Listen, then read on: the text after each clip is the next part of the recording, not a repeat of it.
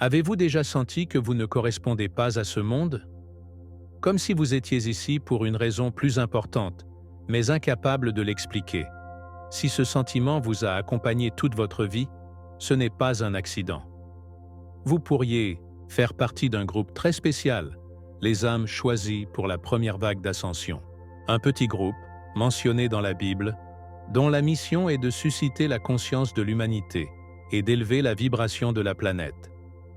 Et si vous êtes ici, en regardant cette vidéo, vous pouvez en faire partie. La question est, comment savoir si vous faites partie de ce groupe spécial? Il y a des signes clairs, mais tout le monde n'est pas prêt à les voir. 144 000 âmes ont été marquées par Dieu dans un but spécifique. Depuis l'enfance, ils ont estimé que le monde qui l'entoure ne résonne pas avec son esprit, que les normes sociales sont une limitation et que leur lien avec le divin est plus fort qu'ils ne l'imaginaient.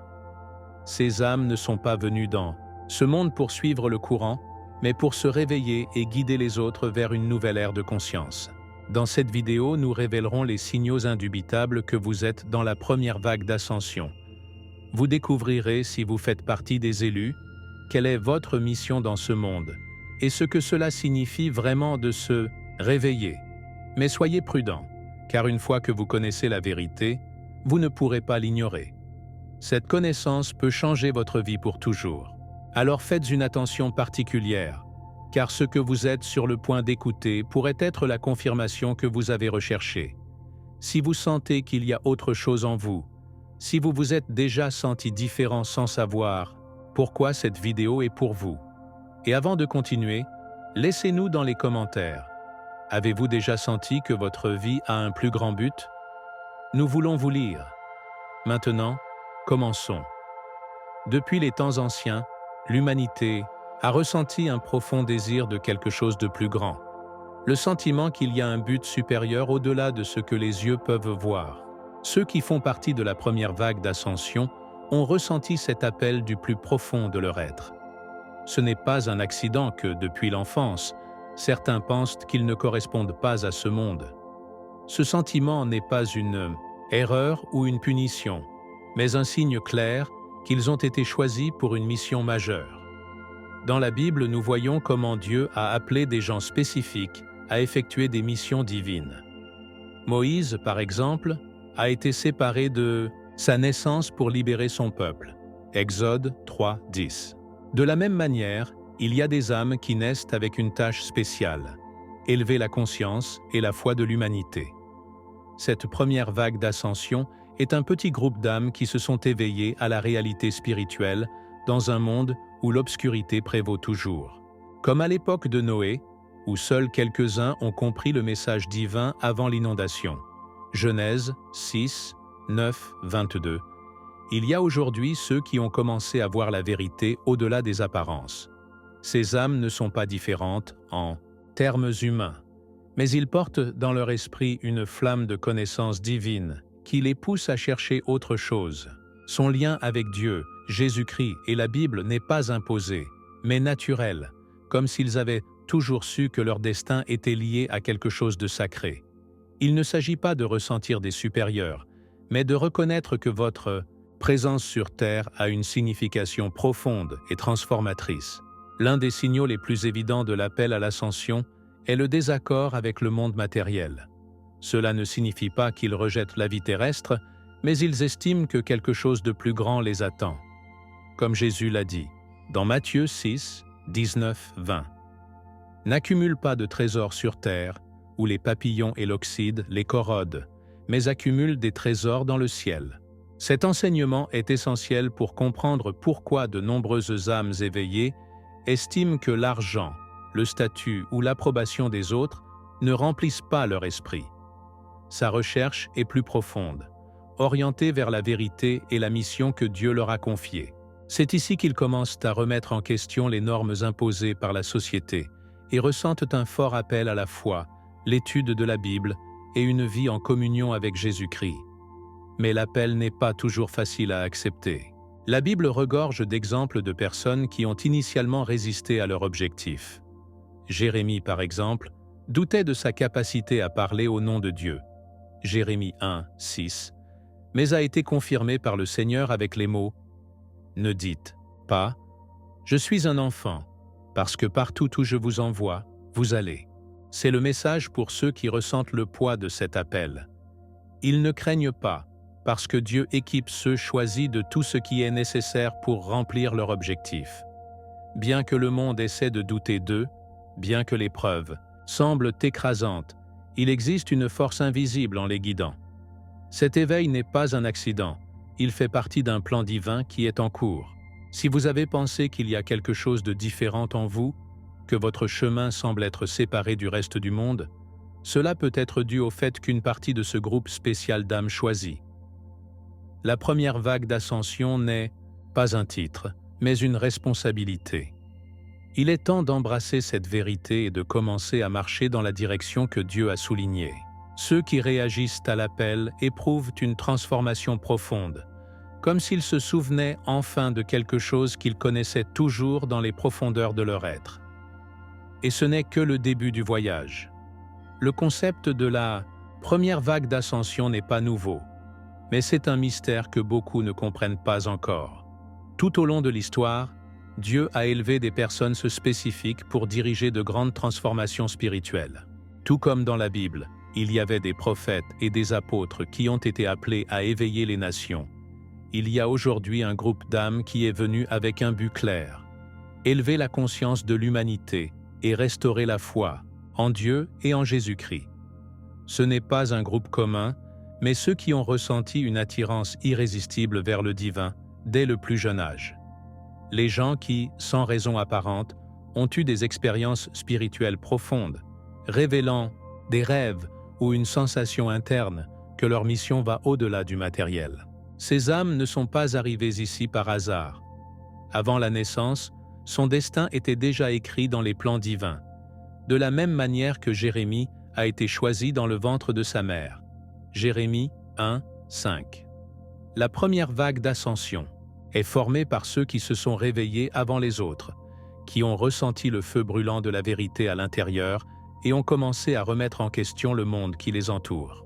Ils sont appelés à être légers au milieu de l'obscurité, à partager la sagesse et à aider les autres à ouvrir leurs yeux spirituels. Tout le monde ne comprend pas cette responsabilité immédiatement, mais au fil du temps, les événements de la vie les conduisent inévitablement à leur objectif. L'une des caractéristiques clés de ces âmes est leur capacité à influencer l'environnement. Ils ne le font pas par le pouvoir humain, mais par la puissance du Saint-Esprit. Lorsqu'ils marchent dans la foi, leur présence à elle seule peut apporter la paix à la angoissée, à la clarté du confus et du réconfort aux blessés.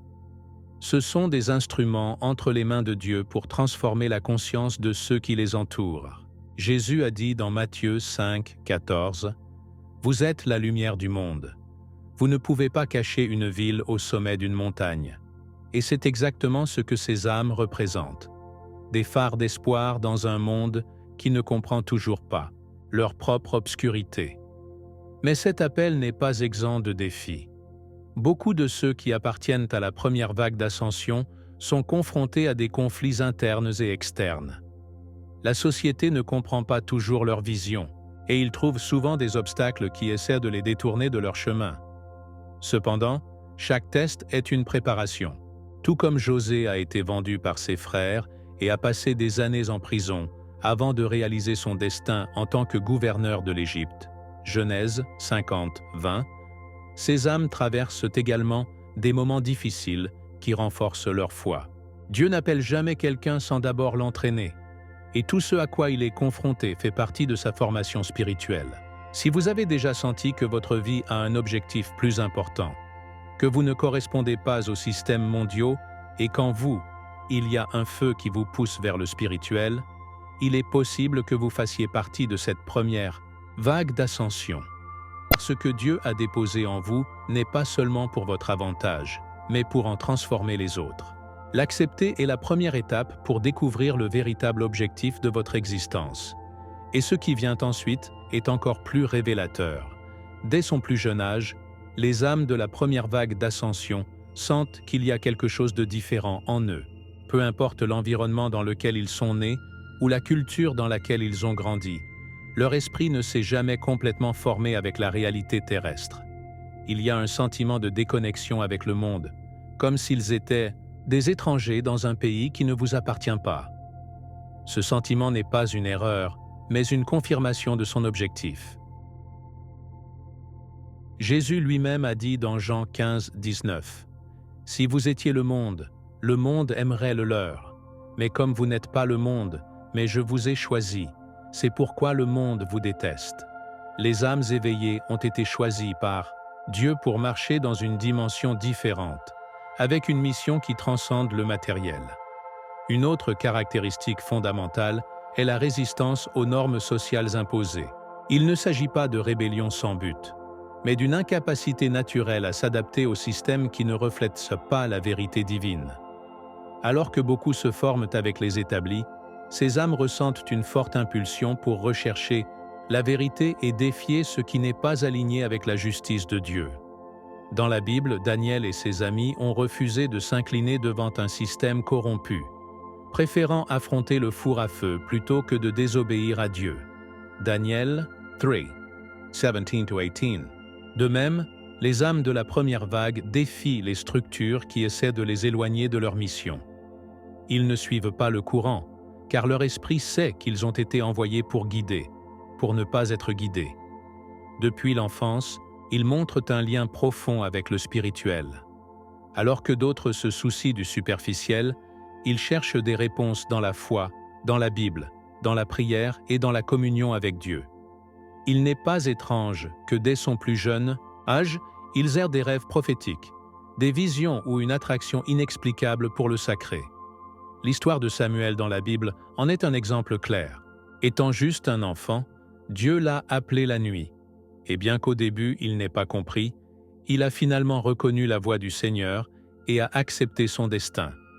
1 Samuel 3, 1, 10. De même, ces âmes ont été marquées d'un objectif spécial depuis leur enfance, et au fil du temps, cet appel devient plus évident. Son cœur brûle pour servir les autres. Ils ne sont pas dans ce monde pour accumuler la richesse ou rechercher une gloire personnelle, mais pour aider à sensibiliser à ceux qui les entourent. Sa satisfaction ne vient pas du matériel, mais de l'impact qu'ils peuvent générer sur la vie des autres.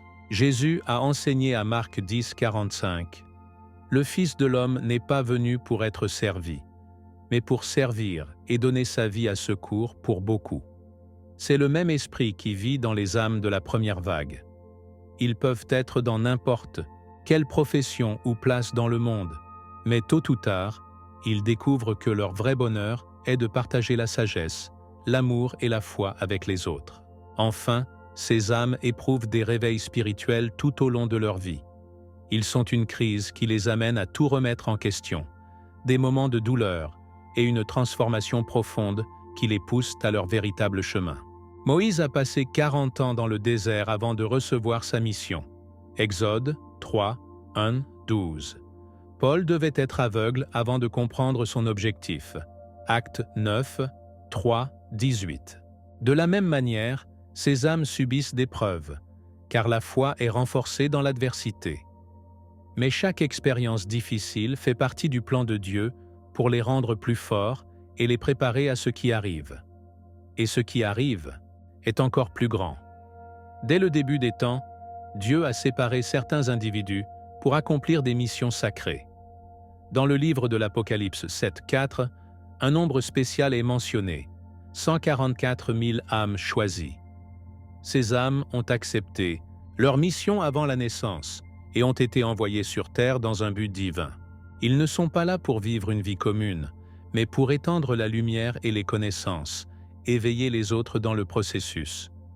Ce sont les porteurs d'un feu interne qui brûlent pour la vérité, la foi et la transformation spirituelle. Bien que la société les considère comme des gens ordinaires, dans l'invisible, ils réalisent un plan beaucoup plus large. Ce sont les émissaires du royaume de Dieu sur terre. Mais cet appel n'est pas facile. Les âmes choisies sont confrontées à des preuves difficiles, car leur but est de rompre avec l'ancien système de croyance et de restaurer le lien entre l'humanité et Dieu. Ils sont en tant que Jean-Baptiste, qui ont préparé la voie à la venue de Jésus-Christ, Matthieu 3, 1, 3. Sa mission est d'ouvrir les yeux de ceux qui dorment encore dans l'ignorance spirituelle, apportant des révélations qui suscitent la foi.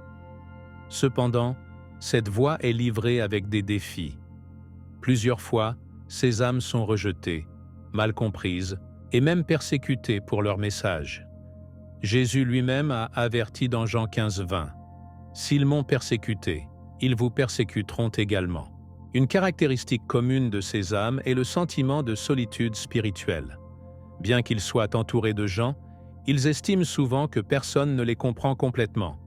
C'est un poids qu'ils portent, mais ils ne sont pas seuls. La Bible nous montre que les grands serviteurs de Dieu ont également traversé cela. Le prophète Élie, après avoir fait des miracles et vu la puissance de Dieu, s'est enfui vers le désert seul et sans abri. 1 Roi 19, 10. Mais Dieu lui a rappelé qu'il n'était pas seul, qu'il y avait encore d'autres fidèles à sa parole. Les âmes choisies ne sont pas isolées, font partie d'une armée spirituelle qui est élevée dans le monde entier. Ces âmes ont une tâche cruciale, être des lumières de la lumière au milieu de l'obscurité. Ils sont appelés à vivre dans la foi, à démontrer avec leurs actions qu'il y a un chemin plus élevé et à transmettre la vérité de la Bible. Cela ne signifie pas qu'ils doivent convaincre tout le monde, mais, grâce à leur exemple, inspirer les autres à se réveiller. Comme Jésus l'a dit dans Matthieu 5, 16, « Ainsi, brillez votre lumière devant les hommes, pour voir vos bonnes œuvres et glorifier votre Père qui est au paradis. » C'est le plus grand outil de transformation. Vivre en alignement avec Dieu et avec son dessein. Malgré les défis, ces âmes doivent se rappeler que tout ce qu'ils traversent fait partie d'un plan majeur. Sa douleur, sa preuve et sa solitude ne sont pas vaines. Ils font partie du processus de raffinement qui les amène à devenir de vrais instruments de Dieu sur terre. Si vous sentez que vous avez été appelé à quelque chose de plus grand, si la foi brûle dans votre cœur et que vous sentez que votre vie a un but au-delà du visible, alors vous êtes probablement l'une de ces âmes choisies. Le temps de l'éveil est arrivé et la mission commence à peine. Accepter l'appel de Dieu n'a jamais été un chemin facile. Depuis les temps bibliques, ceux qui ont été choisis pour une mission spirituelle ont été confrontés à des défis qui testent leur foi. L'un des plus grands obstacles est la solitude et l'isolement. De nombreuses âmes éveillées estiment qu'ils ne peuvent pas partager leurs expériences avec ceux qui les entourent, car la plupart ne comprennent pas encore l'ampleur de l'éveil spirituel. C'est quelque chose que les prophètes bibliques ont également vécu. Jérémia, par exemple, a été rejeté par son propre peuple lorsqu'il a tenté de les avertir du jugement de Dieu. Jérémie 20, 7, 9.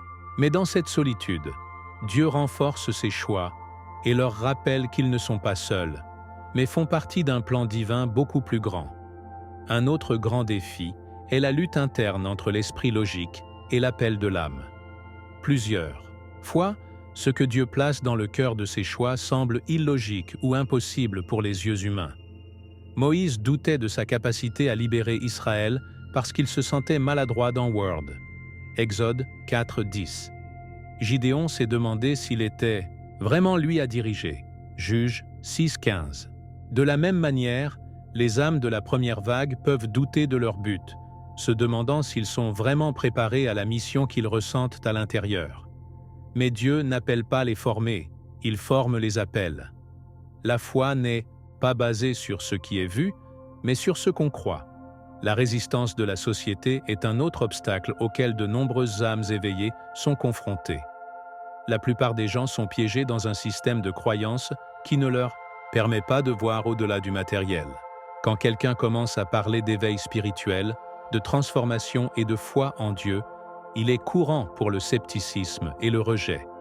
Jésus lui-même a vécu cela dans sa patrie, lorsque les gens qui l'ont rencontré depuis l'enfance ne pouvaient pas accepter qu'il était le Messie. Marc 6, 3, 4. La résistance du monde est un test, mais ce ne devrait pas être une raison de se rendre. Plus l'opposition est forte, plus la vérité est grande. La peur du rejet et de la critique est un autre test difficile sur le chemin spirituel. Plusieurs fois, la peur de ce que les autres diront ou penseront empêche les âmes éveillées de partager leurs connaissances ou de vivre pleinement leur objectif. Cependant, la Bible nous enseigne que nous ne devons pas demander l'approbation des hommes, mais celle de Dieu. Galates 1:10. La vérité n'a jamais été bien accueillie par ceux qui ne sont pas prêts à le voir. Mais la mission d'un élu n'est pas de plaire à tout le monde, mais d'être fidèle à l'appel divin et de marcher avec courage à la lumière de la foi.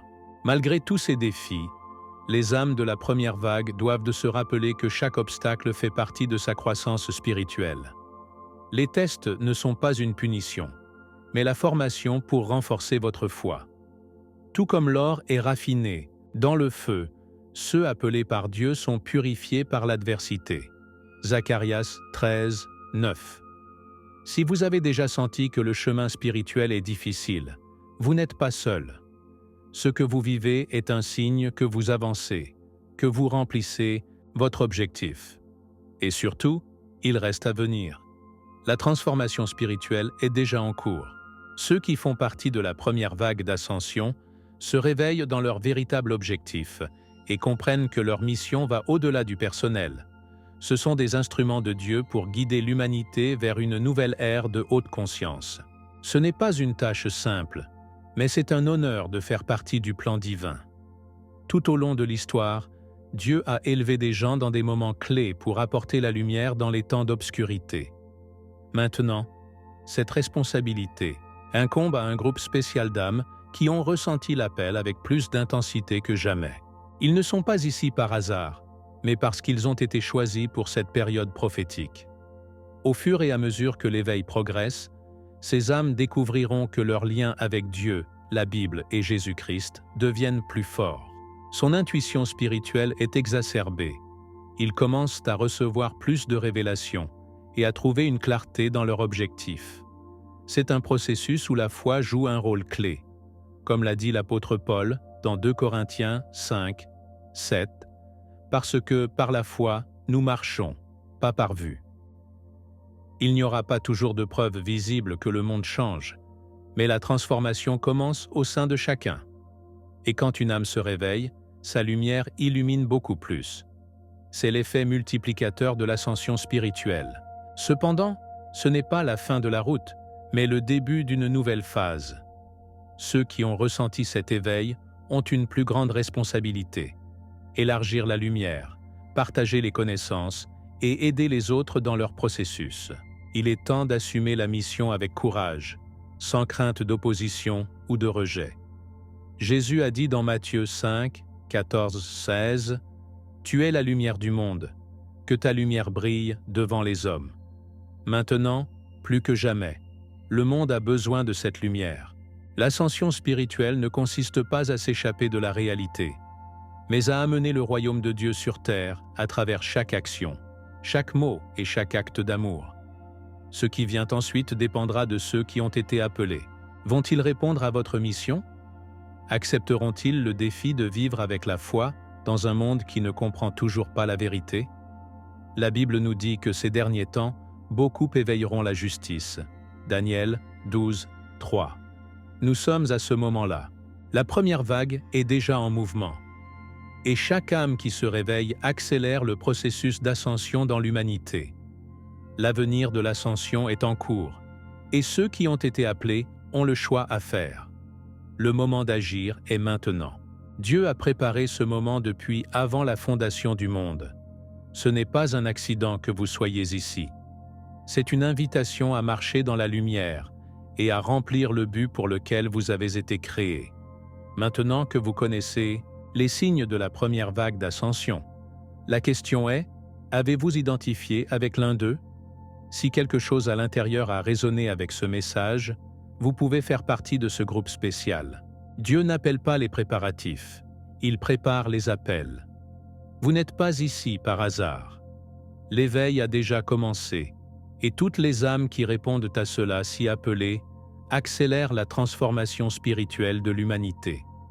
Nous voulons connaître votre expérience. Avez-vous déjà senti que ce monde n'est pas votre maison? Avez-vous eu des moments où la foi vous a guidé vers un éveil profond? Dites-nous dans les commentaires, car votre histoire peut inspirer les autres. Ne gardez pas ces connaissances uniquement pour vous, partagez-la et aider à réveiller plus de gens. Et si cette vidéo a résonné avec vous, abonnez-vous à la chaîne et activez les notifications, car dans les vidéos suivantes, nous approfondirons encore plus dans les missions spirituelles des âmes choisies. Vous ne voudrez pas perdre ce qui arrive. Maintenant, regardez cette autre vidéo qui apparaît sur votre écran, où nous révélons plus de signaux spirituels qui peuvent changer votre point de vue pour toujours. Rendez-vous là-bas.